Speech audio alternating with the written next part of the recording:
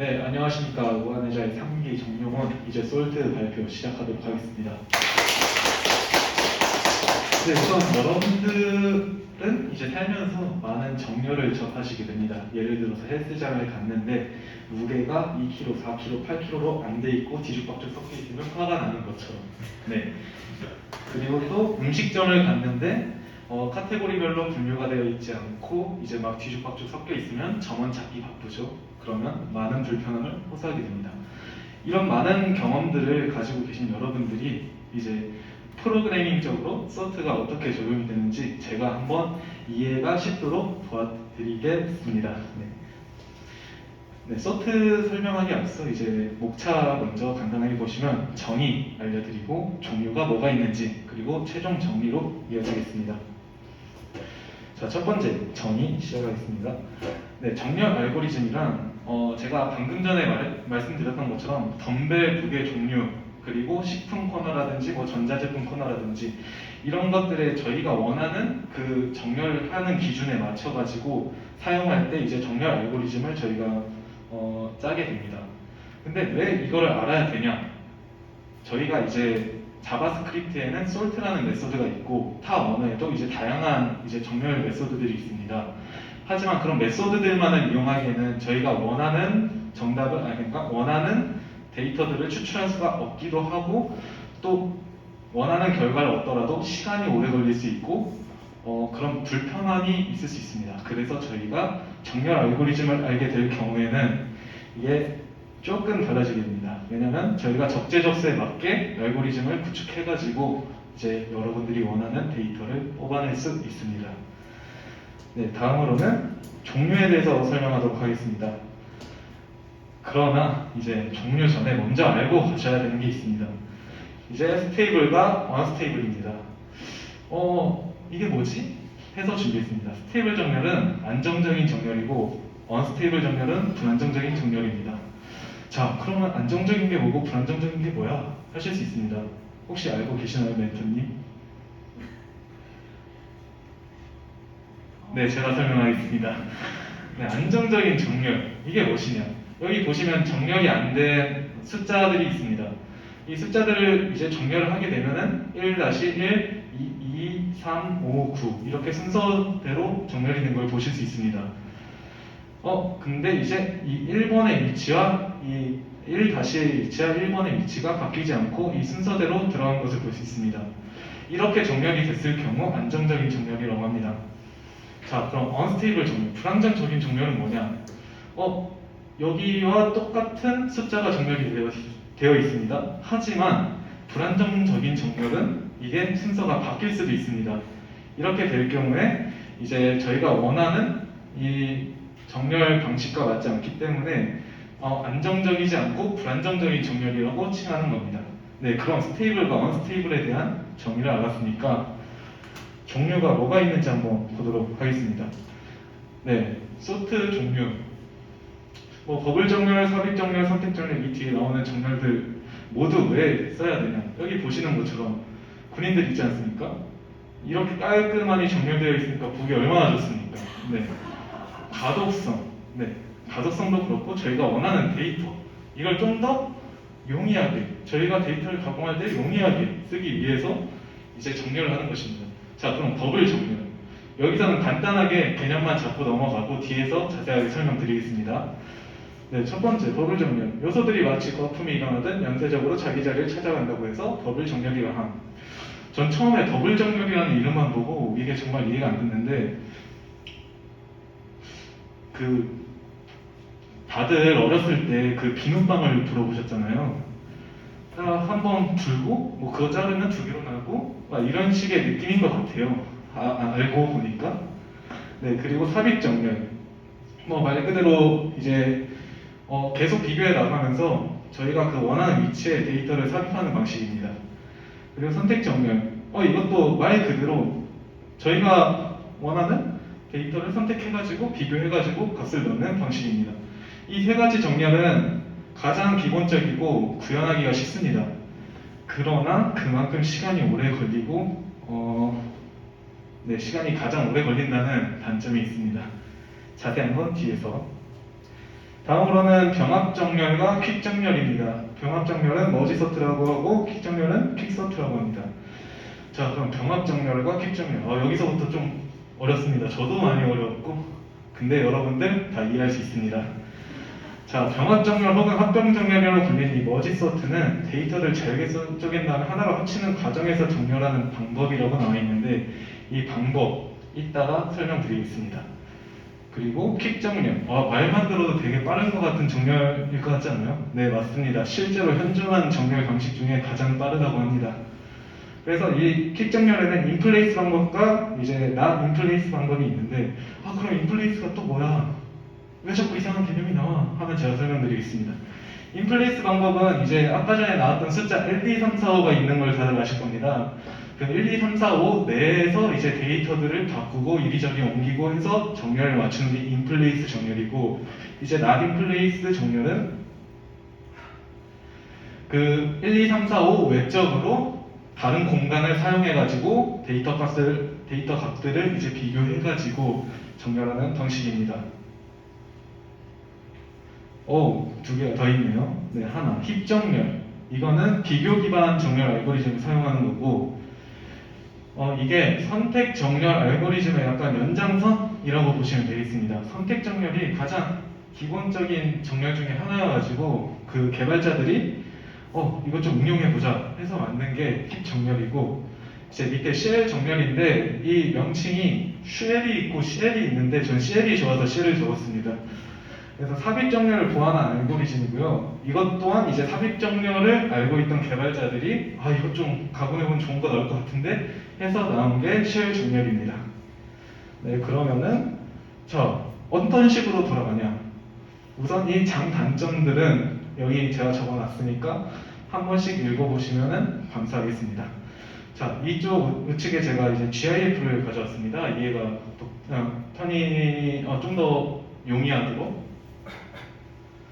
자, 여기 보시면은 이게 가면서 이 두 개 비교하고 바뀌고 두 개 비교해서 큰 값이 오른쪽으로 가는 거를 확인하실 수 있습니다. 이제 이런 식으로 연쇄적으로 일어난다고 해가지고 더블 정렬이라고 칭합니다. 네, 이게 좀 빨라가지고 그런데 이 두 개 값들을 계속 비교하면서 큰 값이 뒤로 이동하는 것을 볼 수 있습니다. 네, 다음은 삽입 정렬입니다. 이 데이터를 선택해가지고 이제 이 뒤에 값들 하나하나 다 비교해 가면서 자기보다 작은 값이 나올 경우에 그 사이에 쏙 들어갑니다. 이게 삽입 정렬입니다. 상대적으로 이해가 더 편하실 거라고 생각합니다. 이게 좀 한 번에 보여가지고.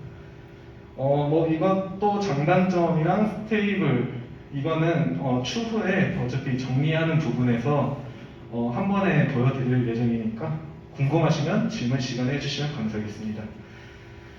네, 선택 정렬입니다. 이거는 이제 이렇게 쭉 가면서 작은 값들을 이제 선택하는 겁니다. 가장 작은 값 해서 끝까지 갔다면은 맨 앞으로 밀어버리는 이런 식의 정렬이 선택 정렬입니다. 이것 또한 이제 되게 보기 좋게 돼 있는 GIF라서 이해가 편하실 거라고 생각합니다. 자, 그러면은 저희 가장 기본적인 정렬 세 가지 모두 이해가 되셨잖아요. 그럼 이제 조금 어려운 걸로 넘어가도록 합시다. 네, 병합 합병 정렬입니다. 이게 뭐야? 하실 수 있습니다. 근데 전혀까지는 아니고 어렵지 않습니다. 네, 한번 따라와 보시죠. 자, 여기 이렇게 38, 27, 43, 39, 82, 10이라는 배열이 있습니다. 자, 이 배열 어떻게 나누냐?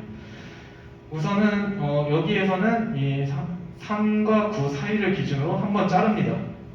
그리고 여기서 27과 43 기준 이렇게 잘라주고 또 잘라주고, 그냥 반반씩 자른다는 개념으로 생각해 주시면 좀 더 쉽게 돌아갈 수 있다고 생각을 하고, 이렇게 다 잘려진 배열들이 있지 않아요? 이 배열들을 이제 비교하는 겁니다. 이제 38과 27을 비교해서 27이 38이 되고, 43과 3을 비교해서 3, 43 이런 식으로 쭉 반복합니다. 이 합쳐진 걸 또 이렇게 비교해가지고 놓고 해서 최종 합쳐지면 이제 정렬이 되는 것을 볼 수 있습니다. 이거는 제가 따로 GIF를 준비를 해왔는데요. 이게 너무 느리더라고요. 그래서 이거 보여드리다가는 여러분들이 다 조실 수가 있어서 제가 말로 설명을 했던 부분, 네, 이해가 안 되시면 질문 시간에 다시 답변 드리겠습니다. 네, 여기서 나오는 개념이 이제 분할 중복 전략입니다. 자, 분할 중복 전략이 뭐냐? 제가 아까 전에 설명할 때 잘게 쪼개가지고 가장 작은 단위에서 이제 다시 병합해가지고 만드는 그런 정렬이다라고 해드렸잖아요. 이제 이 분할 중복 전략에서 나옵니다. 이거는 이제 가장 기본 단계, 가장 간단한 거, 가장 간단하게 해서 주어진 문제를 가능한 한 짧게 쪼개는 겁니다. 그래서 여기 그림을 보시면은 이런 땅이 있습니다. 이거 땅입니다. 네, 1680m 그리고 640m 이런 면적을 가진 땅인데 이제 이걸 한번 정사각형으로 계속 짧게 잘라보겠습니다. 딱 보면은 자 640, 640 이렇게 되고 400, 640이 남잖아요. 자 그러면 여기에서 또 정사각형을 하나 만듭니다. 그럼 400, 400, 240. 근데 여기서 또 240이랑 400이 있네. 이걸 또 자릅니다. 그럼 정사각형과 이렇게 직사각형이 하나 더 나옵니다. 그럼 여기서 또 이거를 또 잘라가지고 이런 식으로 만들어주고 이렇게 만들어주면 결국 80m, 80m 정사각형이 가장 잘게 쪼개진 것을 확인할 수 있습니다. 그래서 이제 아까 전에 병합정렬에서는 이렇게 잘게 쪼갠 부분을 이제 다시 합치면서 가장 작은 값들과 큰 값들로 정렬을 하는 것이고요. 한번 넘어가겠습니다. 퀵정렬. 자, 퀵정렬은 조금 다릅니다. 일단 피봇. 정렬하는 데이터에서 그 중심, 기준이 되는 값을 하나 선택을 해가지고 이걸 기준으로 자릅니다. 이제 5를 정했으니까 5가 중앙으로 오고 1, 3, 9, 7 이렇게 나뉘어집니다.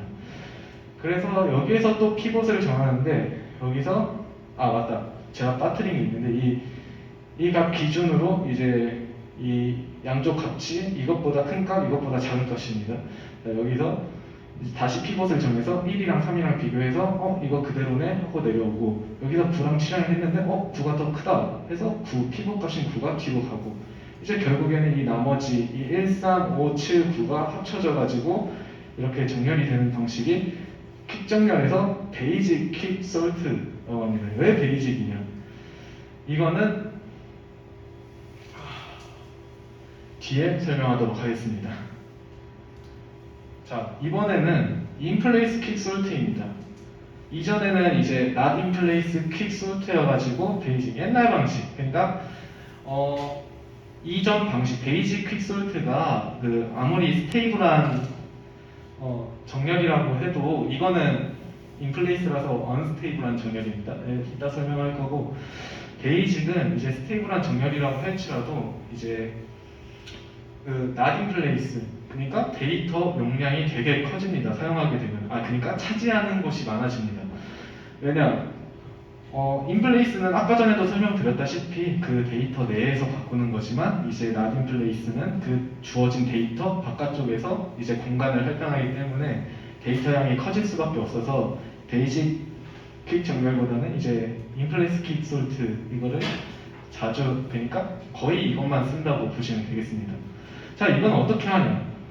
이것도 이제 중심 기준 값을 하나 지정을 하고 이제 첫 번째와 맨 마지막 값을 비교를 하는 겁니다. 1이랑 2랑 비교했는데 그대로네? 그러니까 1이 더 작네? 하면 그대로. 그리고 10이랑 다시 맨 마지막 값인 2랑 비교를 합니다. 그럼 12가 더 크잖아요. 이 12를 맨 뒤로 보냅니다. 이렇게. 그리고 5랑 12랑 5랑 7이랑 비교를 하는데 이제 5가 더 작으니까 그대로 오고 26이랑 이제 7이랑 비교를 했을 때 26이 더 크니까 이렇게 자리가 바뀝니다. 그리고 7이랑 3이랑 비교를 했을 때 7이 더 크니까 이렇게 뒤로 바뀌게 되는 것이고요. 이제 3이랑 14랑 이제 비교를 했는데 이제 3이 더 작으니까 여기서 더 이상 비교할 값도 없고 해서 끝. 그럼 이쪽 이 값 기준으로 이제 이렇게 배열이 나뉘고 이 나뉜 배열에서 또 이제 퀵 정렬 이 방식 그대로 해서 피벗 밸류를 정한 다음에 쭉 정렬을 이제 반복하면은 1, 2, 3, 5, 7, 7, 12, 14, 26이라는 정렬된 배열이 나오게 되는 것입니다. 자, 그러면 약간 의아해하실 수 있는데 왜 킥 정렬에는 단점이 없어요? 라는 질문이 나올 수가 있습니다. 근데 제가 이제 아무리 서칭을 해봐도 단점이라고 할 만한 점은 딱히 나오지가 않아가지고 제가 이제 이걸 이해하면서 생각한 단점은 아마 언스테이블한 정렬이어가지고 언스테이블한 정렬이 단점이지 않을까. 왜냐하면 정렬을 할 경우에는 아까 기존에 설명드렸던 것처럼 스테이블 정렬이 이제 기존 만약에 동일한 값이 있더라도 이게 순서대로 똑같이 나와야 된다 이 말씀을 드렸잖아요. 근데 이거는 이렇게 비교해 가면서 그 동일한 값일지언정 자리가 바뀔 수가 있습니다. 그래서 저는 이걸 단점으로 보고 있고요. 네, 이렇게 킥 정렬은 이런 이 인플레이스 킥 정렬은 이 안에서만 이루어지는 것이기 때문에 또 다른 데이터 공간이 필요가 없습니다. 자, 다음으로는 킥 정렬인데요. 이거 원래 그림을 보면서 설명을 해드리고 싶은데 이게 너무 느립니다. 그래서 제가 좀 빨리빨리 하면은 2, 5 한 다음에 다시 3 넣다 넣고 1 넣고 8, 7, 2 넣고 4를 여기 넣고 그 다음에 또 하나씩 꺼내가지고 비교하고 다시 그거 해고 이거 이렇게 반복되는 정렬인데 이게 선택 정렬보다 개선된 점은 이제 여기 보시다시피 선택 정렬의 탐색과 달리 데이터 보조를 사용한 최대값을 찾는 점. 그러니까 이 데이터들이 이제 이런 식으로 들어와서 네, 보시다시피 이렇게 딱 내려갔을 때 비교해서 값이 더 크면은 위로 올라가는 것을 보실 수가 있습니다. 이렇게 해서 올라가고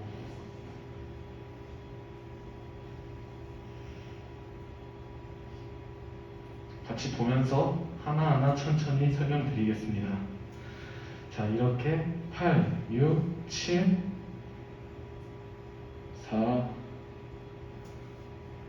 5, 3, 아이고 죄송합니다. 2, 1, 5. 자, 여기서 첫 번째랑 끝에 이렇게 바뀌어지고 이제 8은 제일 큰 값이니까 이제 더 이상 비교를 하지 않습니다. 그래서 네, 뭐 아무튼 이런 식으로 값을 계속 비교해 나가면서 이 정렬이 되는 방식이니까 일단 넘어가겠습니다. 너무 느리네요. 네, 쉘 정렬은 이제 그 아까 전에 말씀드렸던 것처럼 삽입 정렬을 수행하는 그 연장선의 개념 쉘 정렬입니다. 근데 이거는 또 너무 빨라가지고 여러분들이 보시기에 좀 어렵다고 생각을 하는데 이 노란색이 지나가면서 이제 이 왼쪽에 있는 값들이랑 비교를 해서 만약에 왼쪽의 값이 더 크면은 이 쉘이랑 이 선택된 거랑 값이 바뀝니다. 그래서 쭉 가면서 이 왼쪽으로는 쭉 설치해서 이제 결국에는 큰 값이 가장 끝으로 가는 작은 값이 가장 왼쪽으로 가는 그런 정렬 방식이라고 생각하시면 되겠습니다. 이게 이것만 봤을 때는 되게 이해가 안 될 겁니다. 그래서 제가 말로 한 5개만 가지고 설명을 드리자면 1, 5, 3, 9, 7이 있다고 칩시다. 1, 5, 3, 9, 7 그러면 이제 여기서 1 설정해서 1은 그대로 첫 번째 값이니까 그 두 번째 값으로 이제 5랑 1이랑 비교를 했어. 5가 크네? 가만히. 이제 그 다음 3이랑 1 하면 그대로죠. 1이 더 작으니까. 그리고 3이랑 5 하면은 3이 더 작네? 하고 이렇게 위치가 바뀌고 다시 이제 그 다음 칸에 9 값이 있는데 나머지 값은 다 작은 거니까 무시하고 이제 그 다음에 7로 가면은 이제 이렇게 뭐 1, 3, 5 다 비교하고 9랑 만났네? 그럼 7이 더 작은 값이 되니까 이제 위치가 바뀌어가지고 그런 식으로 정렬되는 게 이제 쉘 정렬이라고 할 수 있습니다. 네, 그래서 이제 소트 종류의 속도 비교표인데요. 여기 보시게 되면은 이 가장 기본적인 정렬 방식의 속도는 기본 초단위입니다. 너무 느리죠. 정수 6만 개를 이제 하는데 7초, 10초씩 22초나 걸립니다. 말이 안 됩니다. 그래서 이제 쉘 정렬, 킥 정렬, 힙 정렬, 병합 정렬 이렇게 쭉 있는데 그 중에서 킥 정렬이 가장 빠르다.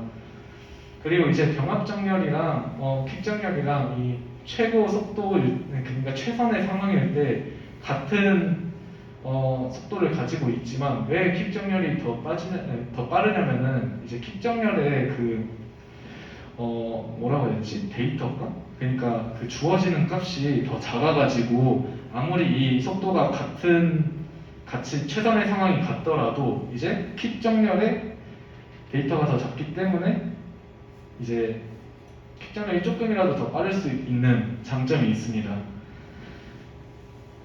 그리고 이거는 이제 시간 복잡도라고 하는데 제가 이 부분은 검색을 해봐도 정확히 나와 있는 부분을 찾지 못했어가지고 다음 발표 때 첨부해가지고 다시 설명드리겠습니다.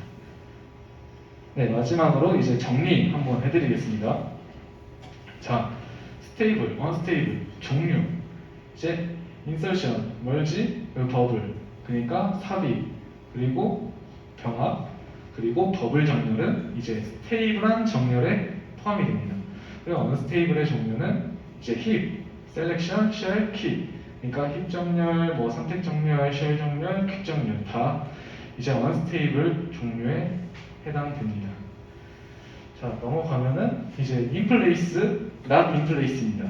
인플레이스는 이제 데이터 내에서 정렬이 되는 방식으로 이제 뭐 인서션, 셀렉션, 버블, 쉘, 힙, 킥이 있고 not 인플레이스는 이제 멀지랑 킥이 있습니다.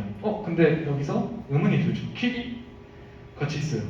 이건 제가 아까 전에 말씀드렸던 베이직 퀵 정렬과 이제 인플레이스 퀵 정렬의 차이 때문에 이렇게 같이 들어갈 수 있게 되는 겁니다. 이 모든 거는 개발자 선택에 따라서 이제 가장 최적의, 그러니까 아무리 퀵 정렬이 빠르더라도 개발자가 이제 그 주어진 상황에서 가장 빠를 것 같은 알고리즘을 선택해가지고 작성해 주시는 게 가장 베스트입니다. 네, 들어주셔서 감사합니다.